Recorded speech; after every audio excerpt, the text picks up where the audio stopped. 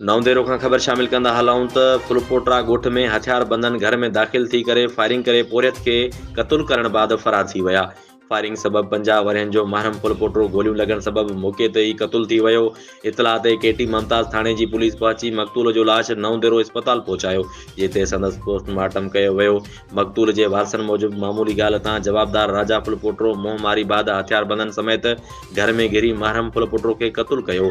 असांजे नौजवान खे बेगुनाह क़तूल कयो वियो आहे। जवाबदार खे फौरी तौर ते गिरफ़्तार करे सख़्त खां सख़्त सज़ा ॾिनी वञे। ॿुधायो पियो वञे त मक़तूल महरम घर में चांहि पी रहियो हो त हथियार बंदन घर में घिरी फायरिंग करे खेसि क़तूल करे छॾियो। उन हवाले सां पुलिस वधीक ॿुधायो आहे त मक़तूल ऐं जवाबदार पाण में फुफाट मारोट आहिनि। जन जे घर में मामूली ॻाल्हि तां मुंहमारी थी, जंहिं ते कावड़ में अची राजा फुलपोटरो हथियार बंदन सां गॾिजी महरम जे घर ते हमलो करे खेसि क़तूल कयो आहे।